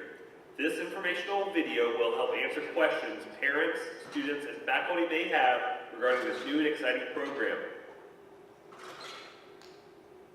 The following topics will be covered by this presentation: the objectives of the program, the distribution process, home use and student responsibilities, insurance and cost for replacement, and internet security. So let's talk about the one-to-one initiative and why we're so excited about it. A one-to-one learning environment means one computing device for every student. Each student in grades 6 through 12 for the 2018-2019 school year will receive Chromebooks. Caroline County Public Schools believes that in order to best prepare our students for college and career opportunities after high school, they need these 21st century skills. The best way to accomplish this is through consistent and pervasive use of technology to enhance creativity and innovation, research and innovation, communication and collaboration, digital citizenship, and research and information. Together, we all understand that student and teacher relationships are best nurtured through daily classroom interactions. The introduction of this technology will enhance collaboration between students and teachers and create a blended learning environment that maximizes personalized learning opportunities. This is how our devices will be used by students and teachers. A one-to-one classroom will allow students to transition from consumers of information to creative producers and owners of knowledge, enhance students' engagement with content, enable students and teachers to implement transformative uses of technology, promote the development of 21st century problem solvers, provide equitable access to students to communicate, interact, and share information through resources outside the doors of their classroom and home environments.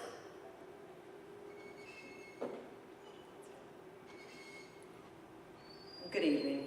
There's about 8 more minutes of information for parents in the video. So the next slide is about the student technology fee that you discussed earlier. So each household would be assessed a $40 fee per student for students in grades 6 through 12. The technology fee covers insurance for the one-to-one device.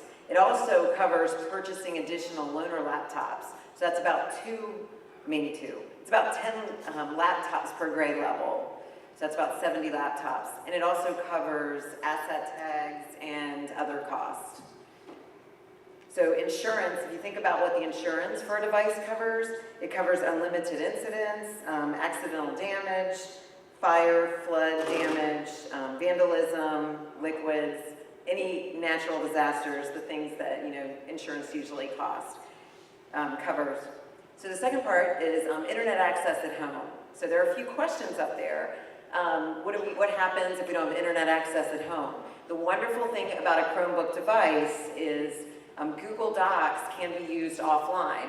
So a student could start their work at school, and then when they can set their device to use the doc offline, and they can complete their work, and then when they come back to school and they have access again, it loads back in. Second question, will the internet access device be filtered? And yes. So when a student is at home, their device will have the same filtering that it has at school. And then the third part is the School Media Center Mobile Hotspot Program. So with the Hotspot Program, the libraries will offer devices to be checked out by students from mobile network operators like Verizon Wireless, AT&T, T-Mobile, and Sprint, to name a few. So they can check those out, say if they have like a large research project or something that they need to work on.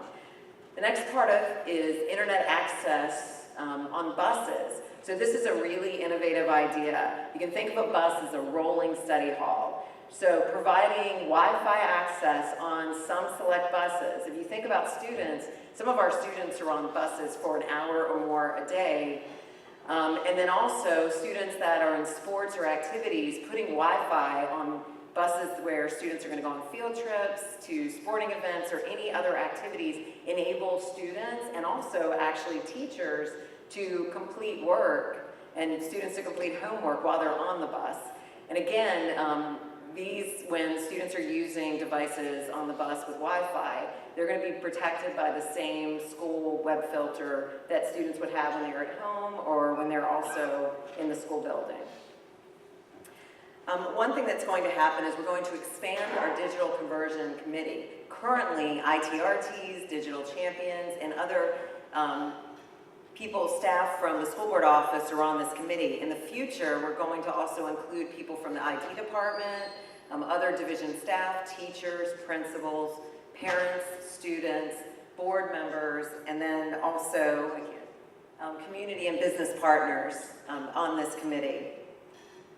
So for next steps, so we're currently in May, so we have had our kickoff for the digital champions in grades 4 through 5. We intend to expand the digital committee and then also post student technology fees, which we've been discussing this evening. So June and July, so as we proceed forward, we're going to outline the deployment plan, which we have been working on for the last few months, begin collecting student fees, and then also have the Schoology in July, PD, for 4 through 5 digital champions. And then as August comes, have summer PD for new teachers. So any new teachers that we have coming in for grades 6 through 12, we're going to deploy devices during the CMS and CHS open houses, and then also provide students with one-to-one devices, some onboarding lessons. So things like using a Chromebook and then also using Google, to be productive. So the very last slide, if there are any questions that you have about our digital conversion, I thank you for listening to our presentation this evening, despite all the things that are going on outside with the storm. Any questions? If not, thank you, ladies. Thank you. All right, next we have update on renovation projects at CHS and ABS. Mr. Honan.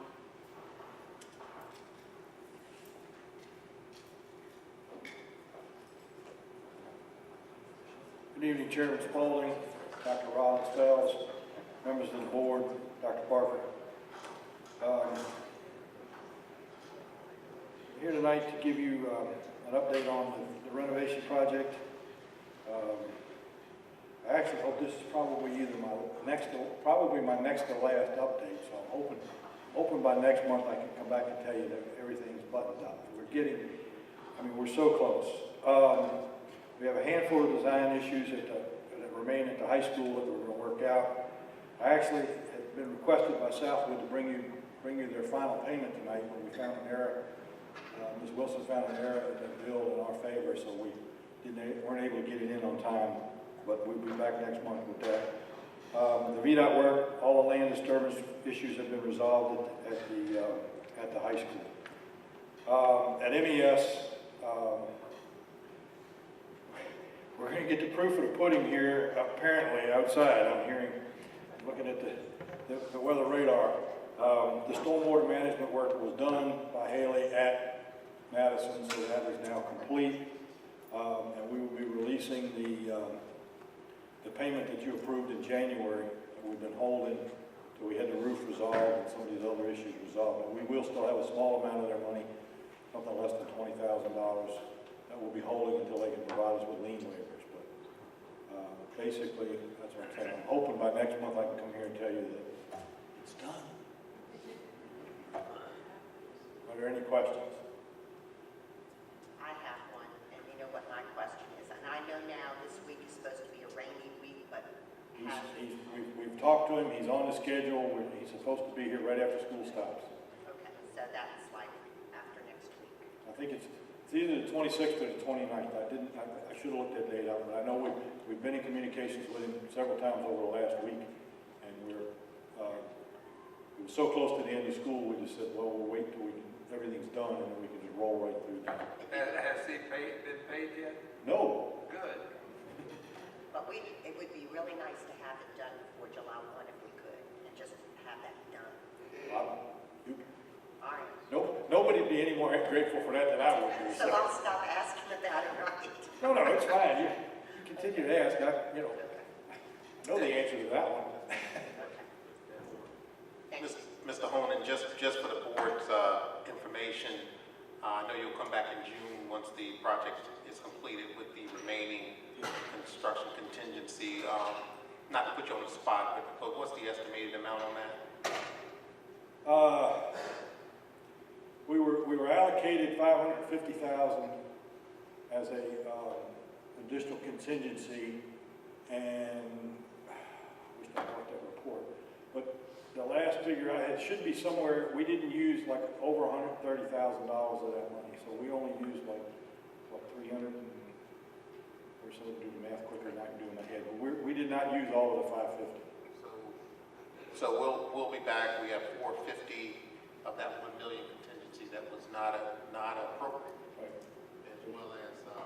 as well as a remaining amount of about I'm just going to say 150 right now. I know you'll have accurate when you come back, but just so the board knows that he will come back once we wrap up the project, and we're still looking at close to 600,000 in construction contingency that was unspent. We've developed a list of other things that we need to get done at the both schools. So as always, we'll have a spending plan for the use of those funds. Any other questions? Thank you, Mr. Honan. All right, moving right along. Board comments. We'll start to my left, and there's Sean. Mr. Kelly. I would like to wish everybody a safe journey going home.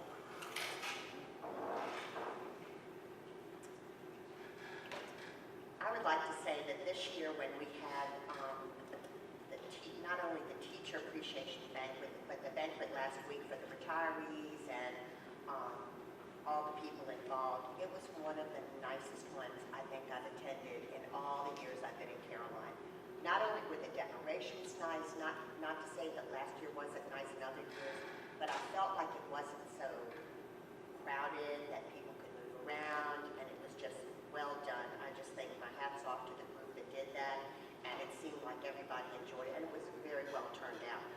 I had the privilege of attending one of the programs that has been around, I think in the month of April, called Navigate the Waters, and that was an excellent program. I was so impressed, and I hope that some of you all that didn't get to hear it will have the opportunity, and it really addresses the opioid epidemic that we have going on, and it's very scary, and we need to be cognizant of what's going on.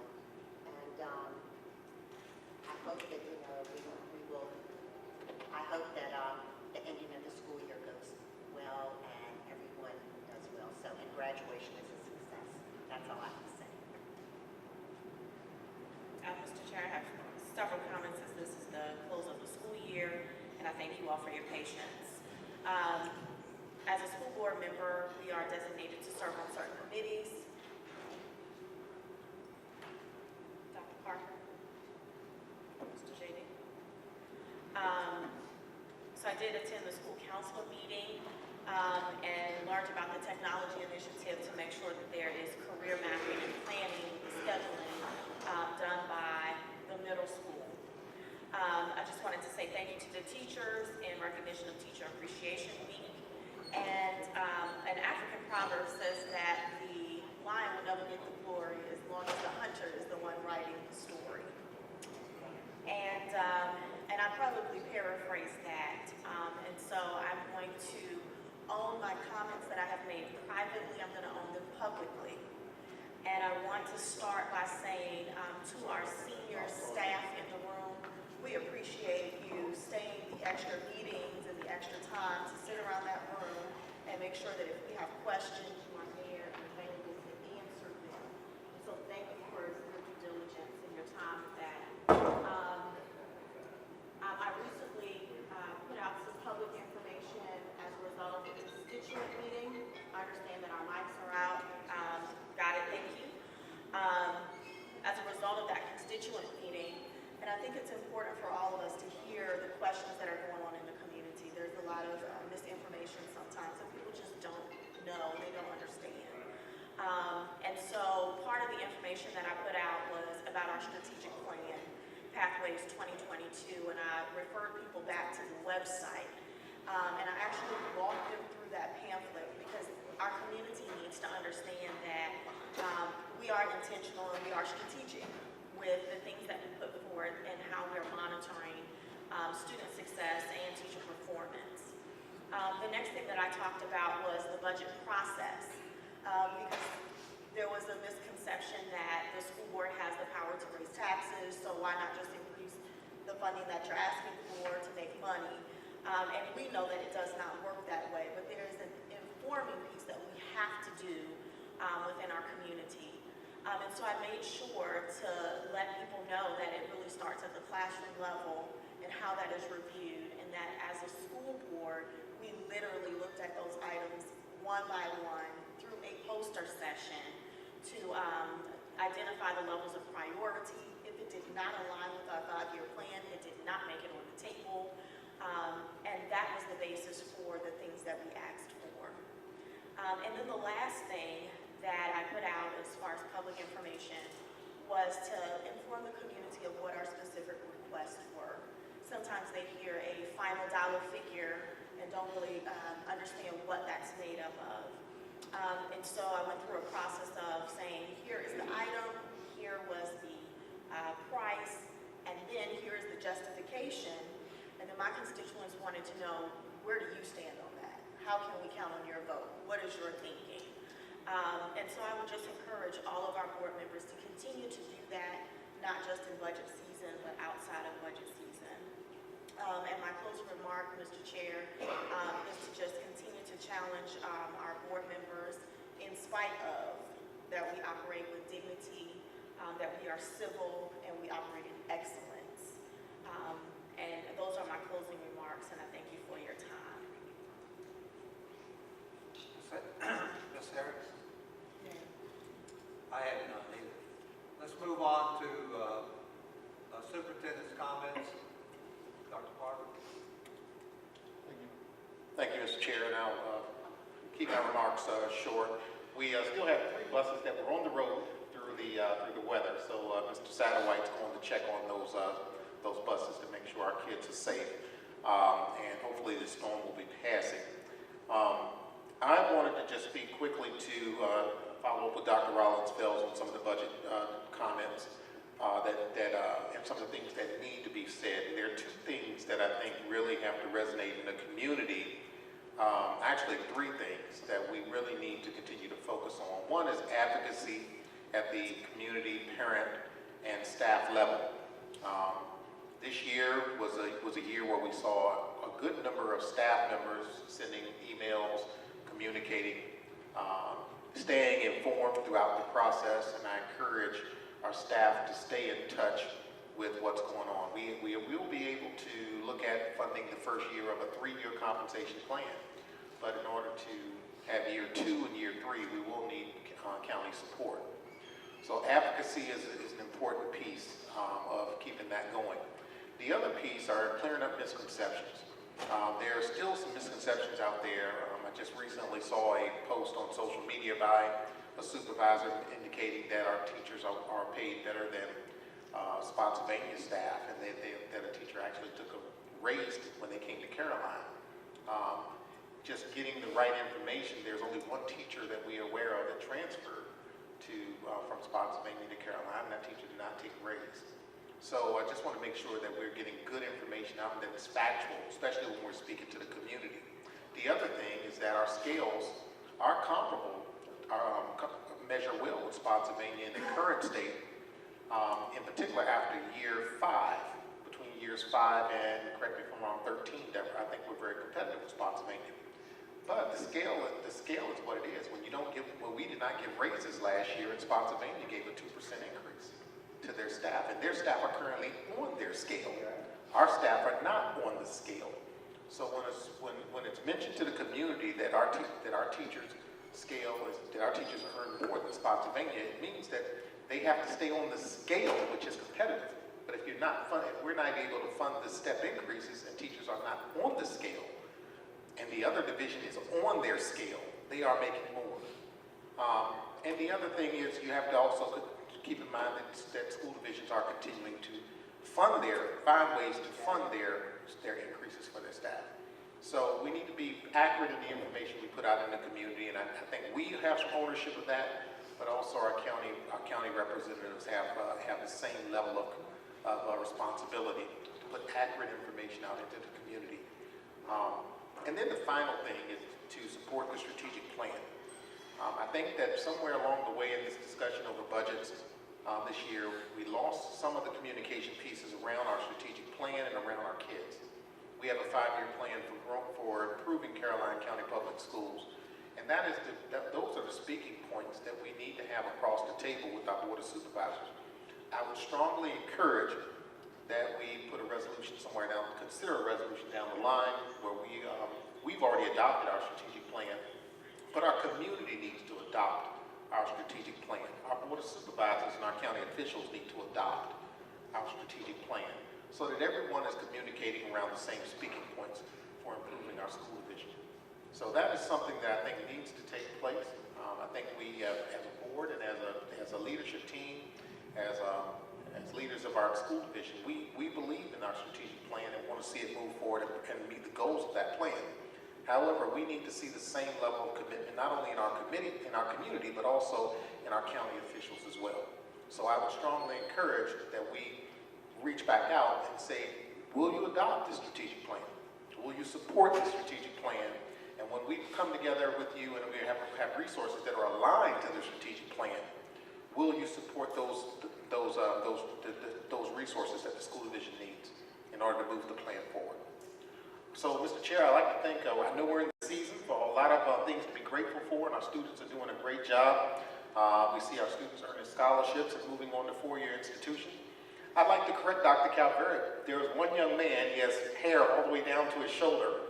He was at the Senior Awards Assembly, and he's going to actually Paris to continue his education. So we have kids going everywhere, and at some major universities, and we can really be proud of the work that we're doing in Caroline County Public Schools. Let's just continue to make this division great, and let's continue to reach across the table to our communities and to our elected officials to ensure that we can continue the good work that our teachers are doing. Thank you.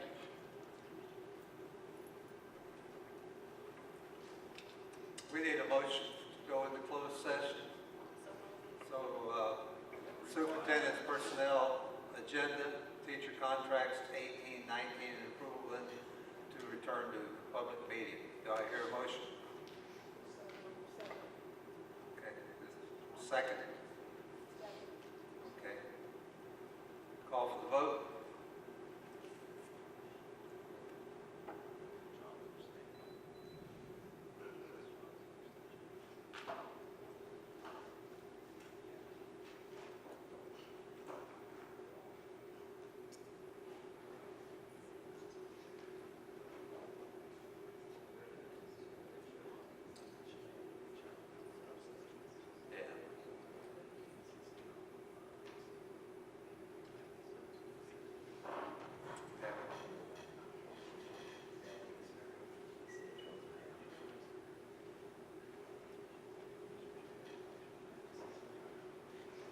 Mr. Chairman, the motion passes and you're now in closed session.